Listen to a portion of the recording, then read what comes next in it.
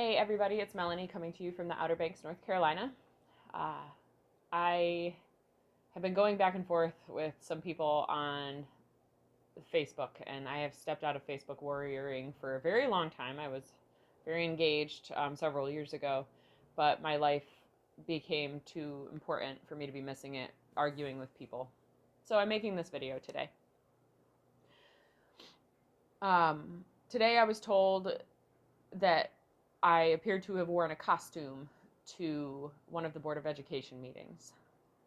I wore the blue version of what I'm wearing today.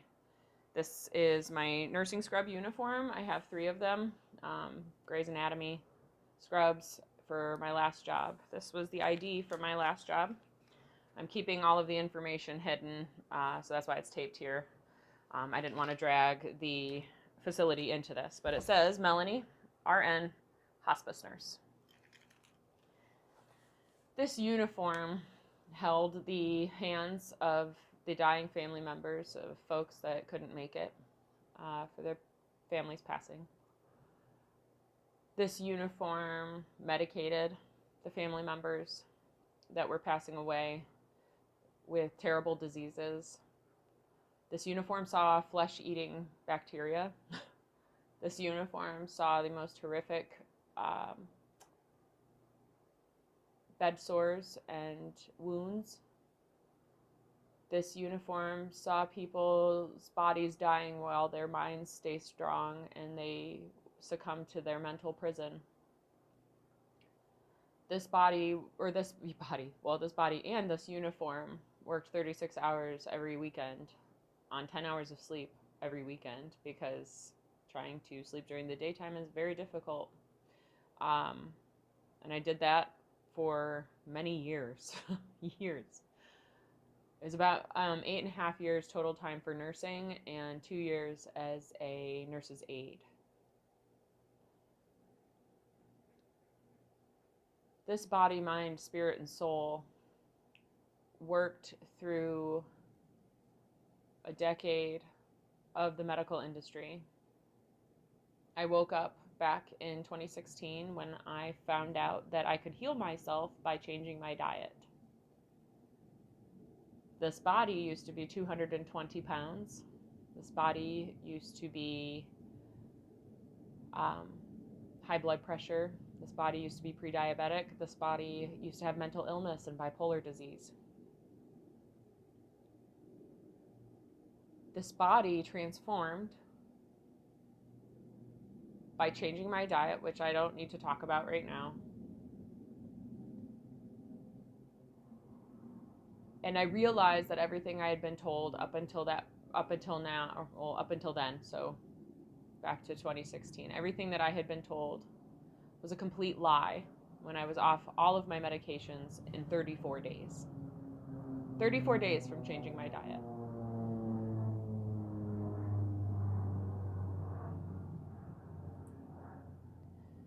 I sit before you today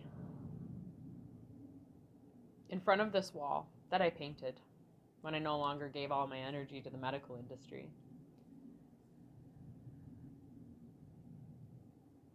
Letting you know and reminding you that all of my education, everything I learned, all of my credentials, all of my experience, it didn't become null and void when 2020 came around. What changed in 2020 wasn't the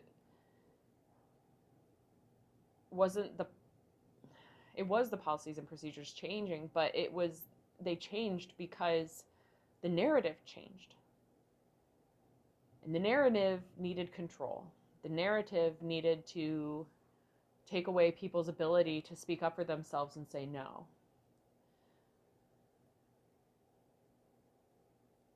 I showed up to that board meeting in this uniform because I wanted people to see that I wasn't just the average Joe going to the board meeting to cause trouble, that I was an experienced and educated professional, highly educated professional when it comes to the education that I learned in my on-the-job experience. I worked 2 years at Duke. I worked 1 year at University of Washington in Seattle. I worked at Greenville, Centera in Greenville. No, that's not Centera. Is that Centera? No, I can't remember all the company names now. Centera's up in Norfolk. But I worked in Greenville. Same Vidant in Greenville. I've worked at hospitals as small as the Outer Banks Hospital. That's what brought us here to the Outer Banks initially in 2016. And I worked at hospitals as big as Duke. Duke was number 16 back in 2013 or 2014 when I was hearing these statistics. Duke was number 16 as best hospital in America, and University of Washington was number 11. The things that I've seen, the places I've gone, the education can't be replaced.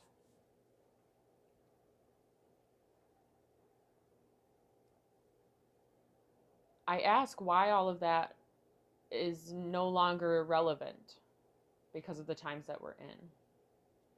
How did we go from nurses needing a break in between their full isolation patients, whether it was contact, droplet, or airborne?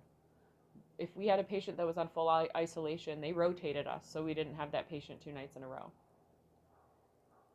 It wasn't as good for patient morale, but it definitely helped the nurses not feel like if it was a high needy patient and you were in that room all night long, they didn't want you back in there the next night because they wanted you to come to work healthy.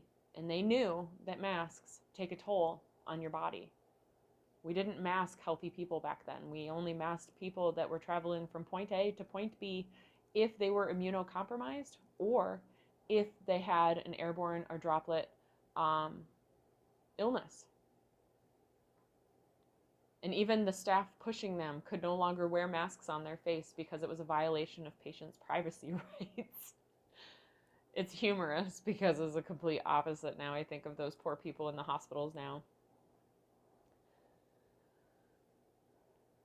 I left that industry and was given the gift of sight back in 2016. I rejoined the industry back in 2019 and was forcibly vaccinated because I needed a job to care for my children. So I empathize for everybody out there that had to choose between their job or feeding their children. I was forcibly vaccinated back then with the flu vaccine.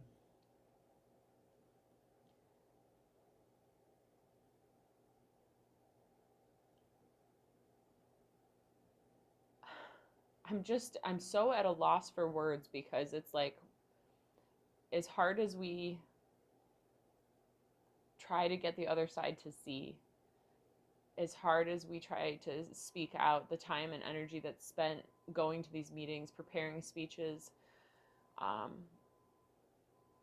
speaking out, the energy that's required to speak out in front of that amount of people. People think I'm doing this for a good time. No, I'm doing this because it's the right thing to do. I'm speaking up for the children. I'm speaking up for the staff that can't speak up for themselves because it's their job. I'm speaking up for those that don't know what's happening and they're just allowing all of these things to happen to themselves without any question. They're just going along with it because it's easier to go along with the narrative than it is to fight it. I can tell you that much. But I know that I can go to sleep at night and I can sleep peacefully because I have done no harm. That's the oath that I took when I became a nurse.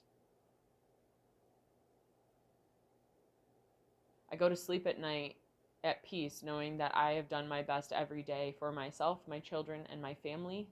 And I've done my best every day for the others out there in this world to educate to the best of my ability based on my education and my experience. And I can speak up and speak my truth and know that I didn't go to sleep silent. I went to sleep with a voice. I've cried many tears during this journey of speaking out publicly about what is going on and fighting at these board meetings. I've said that I was going to quit multiple times. There's a video on my YouTube where I'm screaming at the camera. There have been many times when I have wanted to throw in the towel because this is hard. There's spiritually something happening where people are no longer thinking clearly and there's some kind of evil force driving these people. God tells me to stay strong. God tells me to keep speaking. And God tells me that He will take care of me, or she. God the Creator will take care of me, and I am guided and protected. So for all of the people that think that I wore a costume to that board meeting, this uniform did things you would never be able to do. This uniform protected me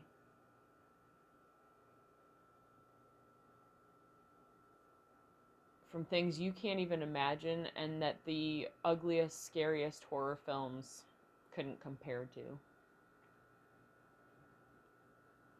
So the next time you want to insult somebody, maybe look in the mirror first. Maybe see what costume and mask you are wearing. I know who I am. I know that on this journey and about what has happened over the last 2 years, I have never wavered my narrative. I have never changed what I was believing in. I have stayed strong and truthful to what I know and what I was educated and experienced on. And I told that to as many people as possible, and everybody that I told will tell you, I have never wavered. I barely wore a mask on the airplanes and in the airport the one time we had to fly for Christopher's grandmother's funeral. I drive where I need to go so I don't have to do that stuff. And when I did have to do that stuff, I was loud about what I was doing and where I was wearing my mask, which was here so I could breathe freely, and I made sure to tell as many people as possible about it. And if anybody said anything to me, I then continued to take a sip of my beverage. I do not go down without a fight, especially when I know the truth. I speak the truth, and I have been the truth since the beginning. How many times has the narrative changed about this that goes into this space on your body? Because they told us that it worked against protecting you from the thing. Then they told us that it didn't necessarily protect you from the thing, but it helped to alleviate symptoms and keep you out of the hospital.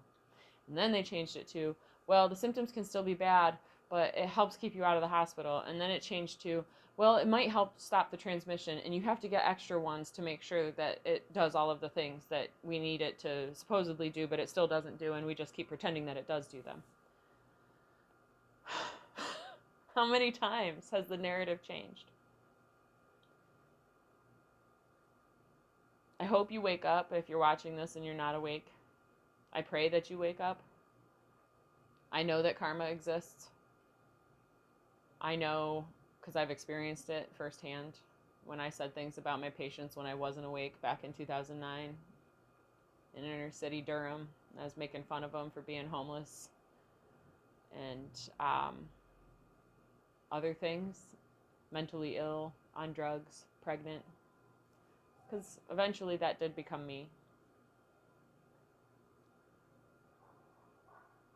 I can tell you that karma comes back around, so I pray that you wake up, because when it comes back around, it's painful and it's ugly.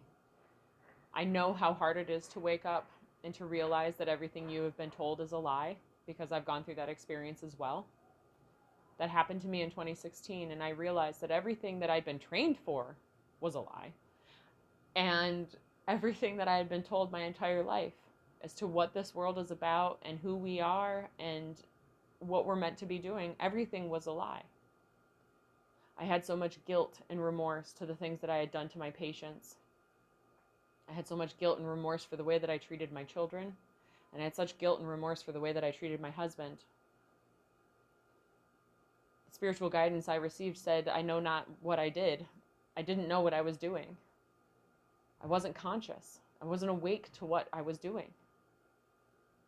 And now, having awakened, I've grown through that guilt and remorse and recognized the lessons that were learned in everything that happened. And I have found gratitude in everything that has happened. So that's the best part, is that when you wake up to the lies and you start to see the truth, yes, you may have guilt for what you have done, and yes, you may have remorse for what you have done, but the first step in moving past that is admitting it, apologizing, and finding that forgiveness for yourself that God will give you forgiveness as well for too. You just have to ask for it, and you have to forgive yourself. God can't be the only one forgiving you. You got to do some of the work too. And then moving forward and finding the lessons that you learned through those experiences. Because I know that a lot of people that have woken up now they'll never go back to listening to the narrative ever again. They can't. They know too much now. And that's what happens when we open our eyes to see. We can't stop seeing. We can't turn it off. And we have to keep moving forward. So with all of this said, I wish you all a beautiful day. I hope that you get out and find some sunshine and stay off social media and stay off the computer for a little while, maybe after seeing this message. Go take your shoes off and get grounded. If you're near a beach, go to the beach. The ocean water and the sand is so healing. Do your best to get out into nature. It is so healing as well. That's where I find my peace. That's where I find God. That's where I pray. So with this conversation that we've had, cheers.